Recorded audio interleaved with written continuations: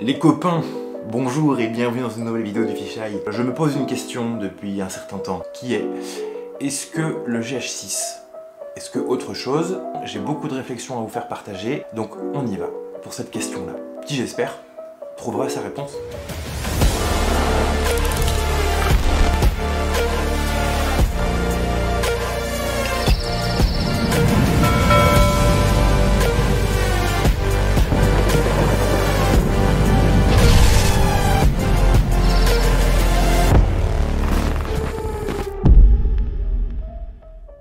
Bon les copains, ça fait longtemps que je me pose cette question, ça fait très longtemps que je l'attends. J'ai suivi la sortie et le reveal et toute la communication, tout ce que j'ai pu tester, voir et manger, je l'ai mangé.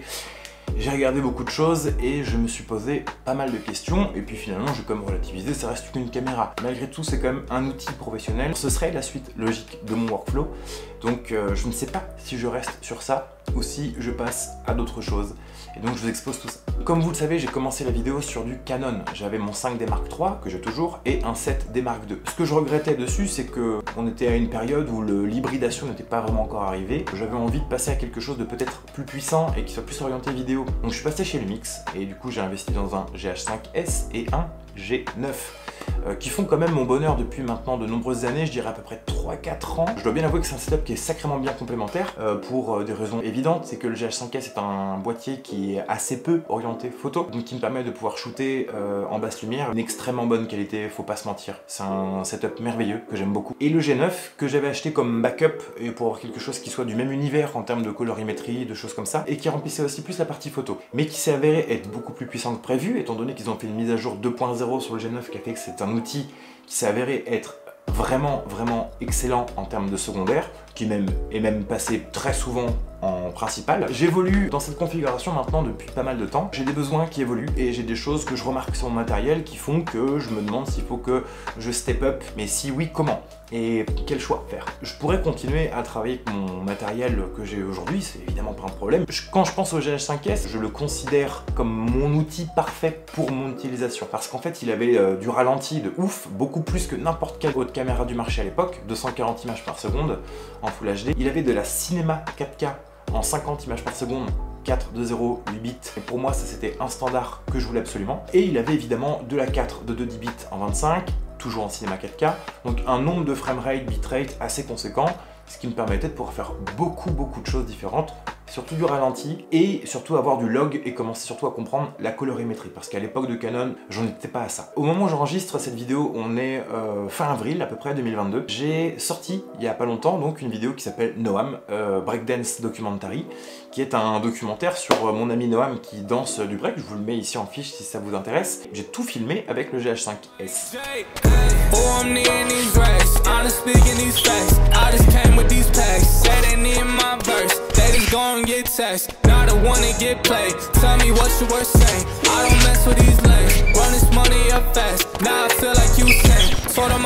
Comme à mon habitude, j'ai filmé en slow motion. J'ai aussi filmé dans cette vidéo des parties qui étaient à la plage, à contre-jour, donc j'avais besoin d'une grande dynamique, une grosse profondeur colorimétrique.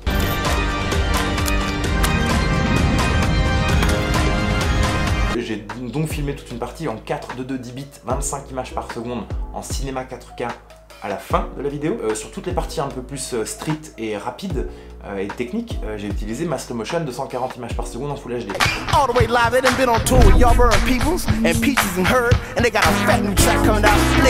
Il y a une trop grande différence de qualité entre les deux et ça commence pour moi à se voir. Et ça dégueule un petit peu et je commence à trouver ça dommage. C'est là où je me dis peut-être qu'il serait temps de renouveler un petit peu ça et d'opter pour la suite logique qui est le GH6. Alors, pourquoi le GH6? Parce qu'il a certaines features qui me plaisent beaucoup et qu'en fait je connais totalement l'univers. Je possède des optiques micro 4 tiers et tout ce qu'il faut pour continuer à faire tourner un GH6, donc ce serait logique de s'interroger là-dessus. Mais est-ce que c'est le choix sur lequel je devrais me porter naturellement? Alors oui, et plein d'autres d'entre vous me diraient pense à Fuji, pense à Sony, pense à Canon, pense à Nikon. Mon avis là-dessus, c'est que j'ai eu la chance, grâce à vous, parce que vous êtes des pépites, les copains, de pouvoir mettre les mains sur un Sony A7S III de Max Escario. Max Escario, sa chaîne, merveilleux monsieur, salut copains. Vidéo. idée d'entreprise, mais dynamique. Sony. Ce qui m'a beaucoup plu sur le Sony A7S III, c'était son autofocus à détection de phase et le fait que ce soit pour moi le boîtier le plus pragmatique quasiment en termes de 4K. Il a aussi donc une montée en ISO qui est merveilleuse, ça me fait beaucoup penser au GH5S, mais avec un plus grand capteur et des possibilités qui sont quand même plus développées et plus récentes, donc forcément il est plus puissant. J'ai beaucoup aimé en fait. Par contre, les menus, l'univers, le nombre de framerate, de format d'image et tout ça, ça m'a beaucoup frustré. J'ai trouvé que c'était assez pénalisant et qu'il y avait assez peu de plaisir à utiliser l'univers Sony. C'est mon avis, les copains. Si vous n'êtes pas d'accord, c'est pas grave, hein. Vous avez le droit d'avoir un Sony, je vous aime quand même. Oh, t'es vraiment un sale petit con, hein. Ma sensibilité n'a pas tout à fait matché avec Sony et que je n'ai pas cherché à rentrer dans l'univers. C'est aussi un manque d'investissement parce que je suis habitué aux univers Canon et aux univers Lumix. Donc pour moi, le Sony A7S III, c'était l'un des rares prétendants qui pouvait me permettre de me dire quelle est ma prochaine caméra pour faire de la vidéo. On parle bien de ça, hein. Je me suis dit, je crois que je vais pas passer là-dessus parce qu'en plus le parc optique Sony est vachement cher. Donc en fait, naturellement, mon choix commençait à repartir vers Canon. Canon qui proposerait actuellement un R5, un R6. Canon me plaît beaucoup, moi je repartirai chez eux demain volontiers. Le R5 pour moi est une V1 d'une nouvelle génération de caméras hybrides vidéo puissantes. Et que peu importe les déboires qu'il y a avec la surchauffe ou quoi que ce soit, c'est pas tout à fait encore ce que je recherche, c'est-à-dire de la 8K et tout ça. Aujourd'hui je préfère un boîtier qui va faire de la 4K ou de la 6K, mais qui va la faire bien et qui va nous permettre de le faire avec de la 4.2 ou tout en 10 bits, des choses comme ça. Tout ça dans un form factor pas trop gros. Mais moi je veux un truc orienté vidéo, j'ai un truc qui sèche quoi. Et je me sens pas encore forcément l'obligation de passer à du plein format. J'ai pensé au Blackmagic, j'ai pensé à mettre peut-être plus de pognon et de me dire peut-être qu'une RED ou une C70 ou des caméras Canon comme ça serait un bon form factor. Et ça je me suis dit, plus tard. J'ai pas des prestations qui le justifient. Dans les hybrides, dans les choses qu'on nous propose dans ce form factor, on a largement ce qu'il nous faut pour sortir de la méga belle prestation et de ramener des images qui sont merveilleuses avec une très belle qualité. Donc naturellement, je suis revenu sur le GH6 et donc j'ai regardé ce qui s'est dit. Ce qui me fait toujours un peu rire, c'est que Lumix est plus du tout hype depuis très longtemps. Lumix est une marque qui se fait quand même pas mal moquer et qui est surtout mis un peu au placard au détriment de Sony, de Canon, de toutes ces marques qui sortent beaucoup de plein format, c'est comme ça. Donc en fait Lumix n'est plus considéré vraiment comme des caméras qui peuvent encore avoir leur place sur le marché, ce qui pragmatiquement est totalement faux et factuellement faux, parce que ce sont des caméras qui sont extrêmement bien pensées et qui ont une vision des choses très singulière. Pourquoi pas rester chez Lumix? Le GH6 ça a l'air d'être un S1H en petit quand même. Ce qui me fait rire c'est que tout le monde s'est empressé de sortir leur vidéo Day One en mode waouh c'est incroyable, amazing, tout ça. Bah où sont les vidéos des tests 2 mois après, 3 mois après, 4 mois après, où sont-elles? C'est pour ça qu'en fait je vais utiliser un biais monstrueux, c'est-à-dire ma communauté, vous. L'un d'entre vous a eu le bonheur d'acheter un GH6 il y a très peu de temps. Je parle de mon bon vieux Wilfried Brunel, WB Productions, que je vais appeler, qui lui l'a depuis à mon avis 10-15 jours, et donc il va me donner son avis, et vu que je sais que c'est un gros tryharder qui bosse beaucoup et qui est très bon, il va pouvoir nous donner un avis de terrain exhaustif auquel je crois. Bah, je vais l'appeler et puis on va voir un petit peu ce qu'il dit, puis on débrief quoi. Wilfried est un abonné de la chaîne et il a chopé le GH6 il y a très peu de temps. Et étant donné qu'il en a une utilisation qui à mon avis est plutôt coriace, je pense qu'il peut avoir déjà de très bons retours pour moi. Et ça devrait me permettre de pouvoir avoir une idée un peu plus complète et exhaustive sur ce boîtier, savoir si pour un pro comme lui, ça le fait.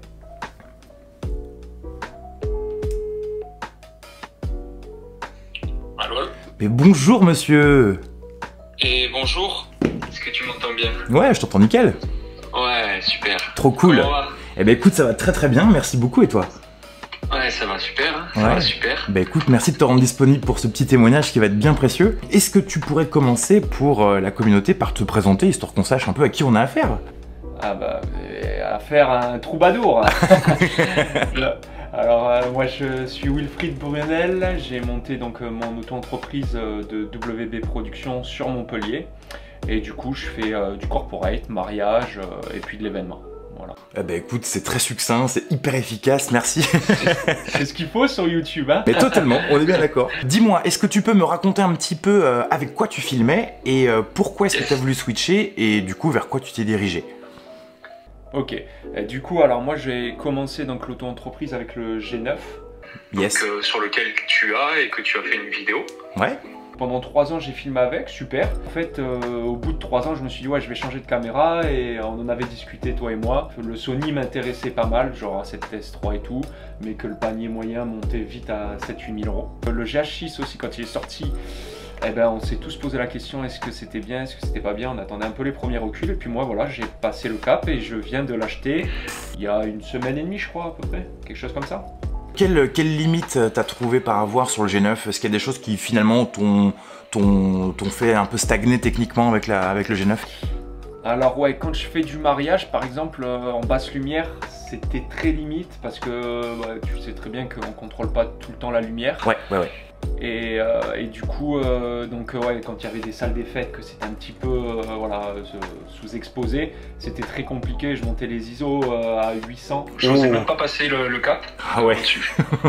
Voilà. Et puis l'autofocus était bien, mais sans être trop top, quoi. Ok, d'accord. Alors du coup, maintenant, la question fatidique, et ce qui va à mon avis beaucoup m'aider, je pense que ton avis va être crucial. Ouais. Est-ce que tu peux me parler un petit peu de tes premiers pas avec ce GH6? Alors dis-moi tout. Yes. Donc moi, j'ai découvert un petit peu tout ça. Donc le All-Intra, voilà, c'est des fichiers non compressés qui sont très lourds, mais qui sont encore un peu plus détaillés. Par contre, ce que Lumix fait bien, c'est le Langop, donc qui est très léger, mais qui est très bien compressé. C'est-à-dire qu'on ne perd pas énormément en qualité. Le 120 fps, j'en faisais beaucoup avec le G9. Malheureusement, c'était du Full HD, donc on voyait la différence en qualité.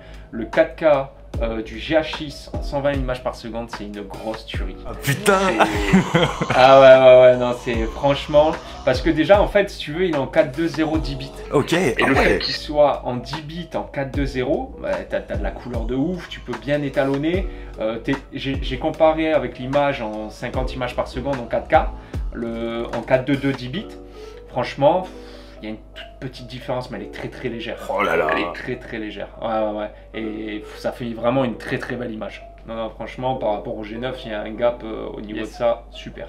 Et parce que moi, c'est vraiment l'une des features qui me plaît le plus, c'est vraiment cette 4K 120 là. Ah oui. Alors rien à envier à ce que ça soit Sony, tu vois, la 7S3 à 4500 balles, quoi. Ouais, j'avoue. Pourquoi je suis parti sur le GH6 aussi, c'est pour ça, c'est par rapport au prix et par rapport à ce qu'il conseillait. La seule chose, comme on en avait discuté, qui m'a fait hésiter, c'est vraiment cet autofocus. Il y a un mec là qui a filmé un mariage, il a dit qu'il a filmé 80% à l'autofocus. Oh, sérieux? Ouais. Et du coup, j'ai fermé cette vidéo, ce matin même, hein, j'ai fait mes tests. Ok.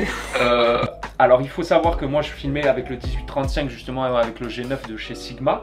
Je l'ai testé en autofocus ce matin, c'est pas bon.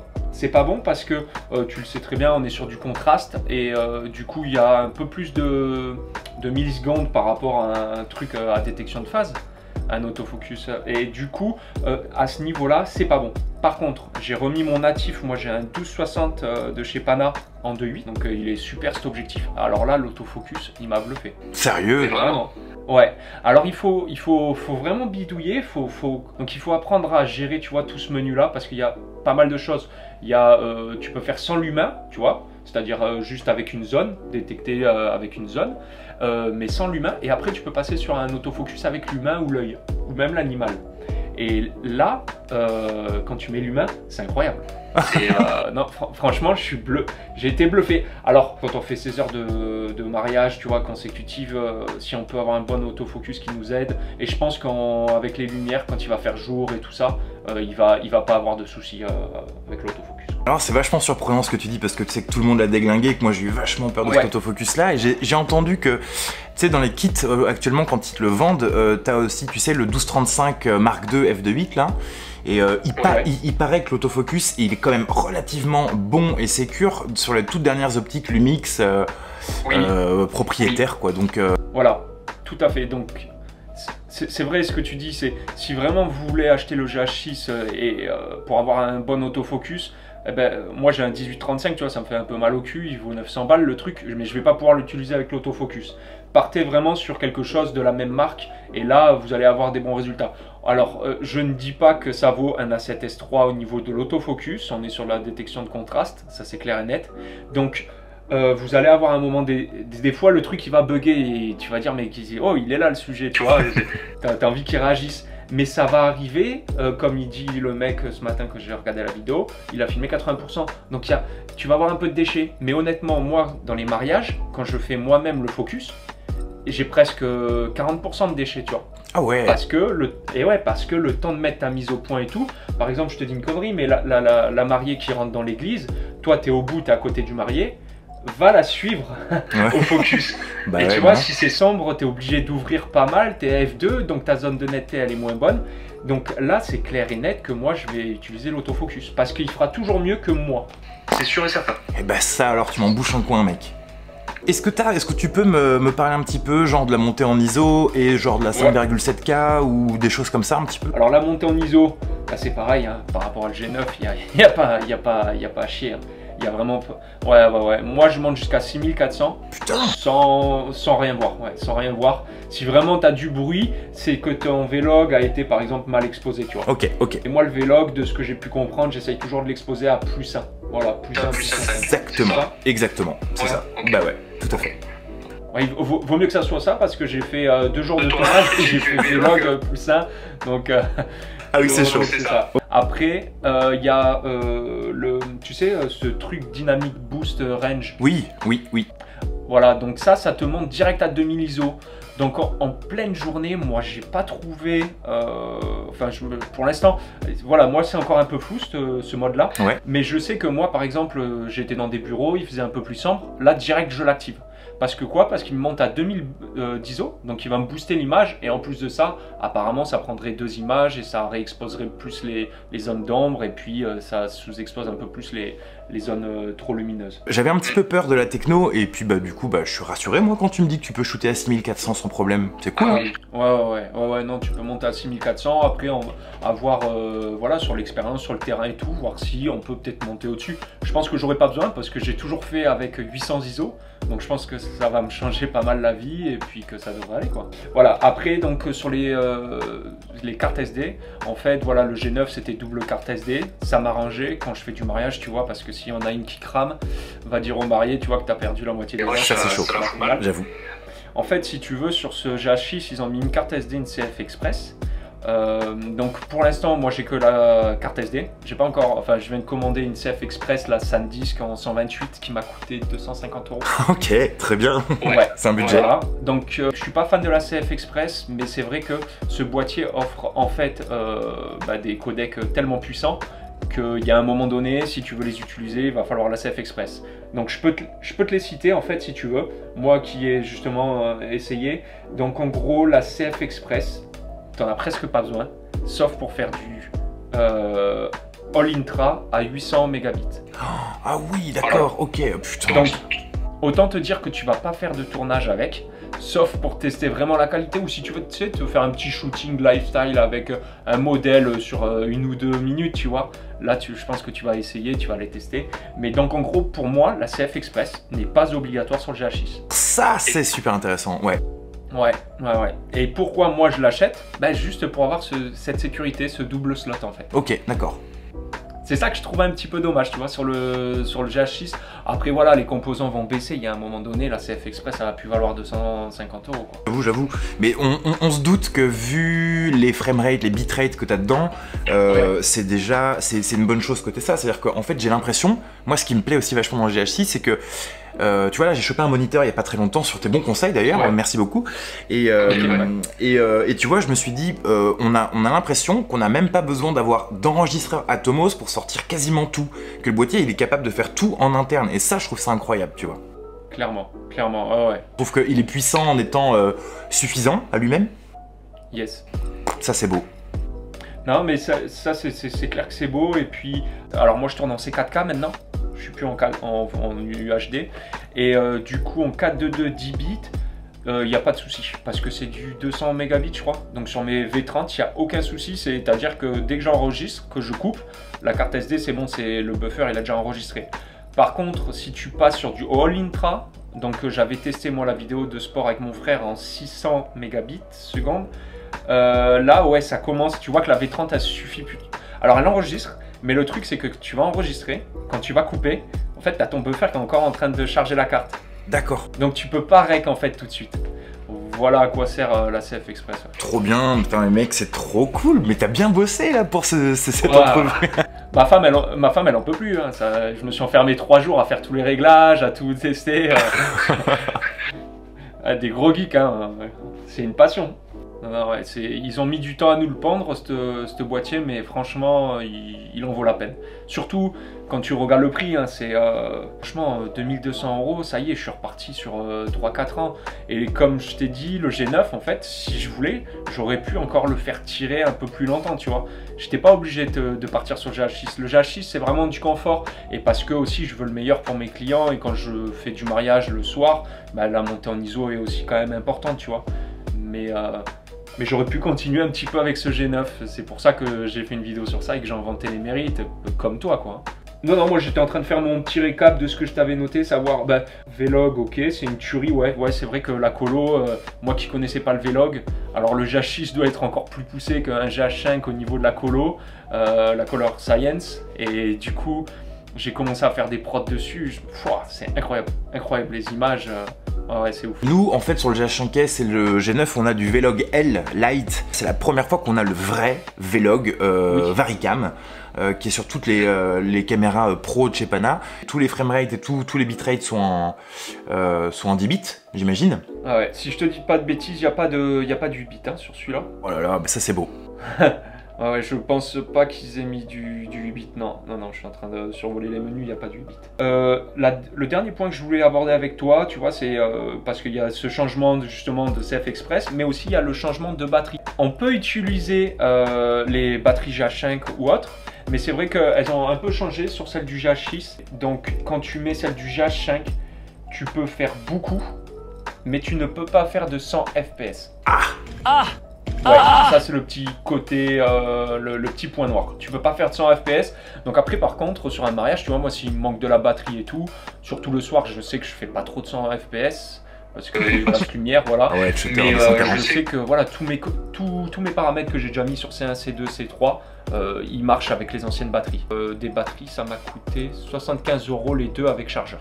Sérieux? Ouais. Il y a déjà les Chinois, ils étaient sur le coup, tu vois, pour... et apparemment, j'ai lu les avis, c'est des bonnes batteries, elles tiennent bien dans le temps, enfin voilà, des mecs qui l'ont eu. Mais est-ce qu'elles ressemblent beaucoup aux batteries des S5? C'est un petit peu le même genre de form factor, j'imagine, non? Alors, bonne question, vu que j'ai pas le S5. Elles ont l'air d'être à peu près pareilles. J'avais besoin d'un retour franc de quelqu'un que je connais un minimum ou que je suis, et du coup je suis super content que tu puisses me dire tout ça parce que là les points que tu m'as relevés, ce sont des points que je trouve vachement pragmatiques. C'est-à-dire qu'on est vraiment en train d'avoir des exemples de tournage de la batterie, comment ça marche, les CF Express, est-ce que c'est overkill, est-ce que la 4K 120 c'est si beau que ça en termes d'échantillonnage et de bitrate et tout, et t'es en train de me convaincre mon loulou. Tu m'étonnes. Non mais franchement, ouais, en plus toi t'es dans le domaine du micro 4 tiers comme moi, ça te coûterait vraiment, enfin puis c'est chiant de devoir tout changer.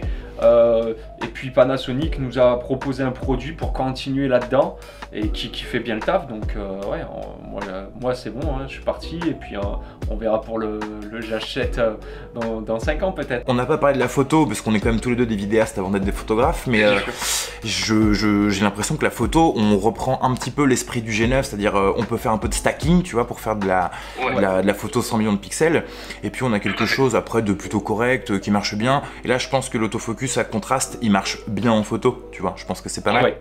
Apparemment, ouais, il est encore plus, il est très fort en photo que par rapport à la vidéo. Ouais, il serait encore au-dessus. Ouais. J'ai demandé justement à ce monsieur-là, Romain Sarré, pour savoir. Je lui dis, moi, je fais pas beaucoup de photos, mais de temps en temps, on m'en demande. Par exemple, j'ai un mariage cette année, alors ça m'embête un peu, mais je vais faire de la photo, tu vois. Ouais. Et je lui ai demandé justement qu'est-ce que je devais faire. Est-ce que je shoot avec mon G9 ou mon GH6? Il m'a dit, le G9 reste le meilleur en tant que photo. Oh. Vraiment, ouais. Oh, ça me fait plaisir d'entendre ça. Je vais continuer avec le G9 pour la photo. J'allais te dire juste avant que j'oublie, oui, dis-moi. Aussi l'écran par rapport au G9, l'écran du GH6 c'est une tuerie. en plein soleil, tu as le niveau, tu peux être à -3, tu peux venir à 0 et tu peux monter à +3. Ah ouais. Et monter à +3, tu regardes en plein soleil, tu vois nickel quoi. C'est incroyable. J'ai vraiment ce problème avec le GH5S, j'ai des reflets méchants, j'arrive pas vraiment à m'en sortir, donc c'est une bonne nouvelle de terrain. Yes. Et alors ça, tu vois, c'est vraiment typiquement le genre de truc qu'on n'entend jamais. Ouais. Et il fallait Ouais. appeler Wilfried Brunel pour entendre que l'écran, il est quand même assez bien rétroéclairé. Non mais c'est des petits tips, tu vois, enfin c'est des petites choses mais qui sont pour nous agréables, tu vois. Ah, ça compte, hein. Ça nous évite de nous mettre à l'ombre. Ah, le mec il s'arrête plus, tu vois. Je suis très excité par le GH6. Eh ben écoute, c'est trop cool. Merci pour toutes ces informations méga précieuses, Will. Avec grand plaisir, ça m'a fait vraiment plaisir que tu penses à moi et puis, Ah oui. et puis de te donner mon retour d'expérience. Eh ben il est super précieux. Merci beaucoup, mec. Merci à toi. Ouais, hein, c'est... Alors, merci beaucoup, mon Will, pour la qualité de tes propos, pour ta disponibilité, ta gentillesse, et surtout pour être quelqu'un de confiance qui travaille comme tu travailles. Grâce à tes bons conseils, je pense que ça confirme un petit peu ce que je pensais du GH6. Et étant donné qu'on a des façons de filmer qui sont un peu équivalentes, je pense que si c'est un outil qui se combine bien aujourd'hui dans ton workflow, il devrait se combiner plutôt bien dans le mien. On a vraiment un retour de terrain, quelque chose qui parle quand même de confort de travail, qui parle de petites choses, mais de petits détails, et on sait tous qu'ils font la différence. Donc merci beaucoup. D'ailleurs, Wilfried, tu as une chaîne YouTube sur laquelle tu te chauffes à faire des vidéos sur le G9, tu fais du FPV, plein de trucs. Donc je suis trop content d'avoir la chance d'avoir une petite communauté solide avec des gens comme vous, bienveillants, sympathiques comme vous. Bah écoutez, voilà, merci d'avoir suivi cette vidéo jusqu'au bout. Je vous dis bonne réflexion si vous avez eu les mêmes et si vous êtes prêts de faire un choix. Si vous voulez qu'on en parle, n'hésitez pas à me rejoindre sur l'Instagram du Fisheye. Et puis écoutez, moi je vous dis donc bonne réflexion, bonne soirée ou bonne journée, et à très bientôt sur cette chaîne, les copains. Bye. Ouais. Yes. Et puis après, le dernier bouton rouge, si tu veux, sur la face avant, chez le G9, c'était un mode discret, tu vois. Du coup, ils nous l'ont fait péter pour avoir ça, donc j'ai remis le mode discret.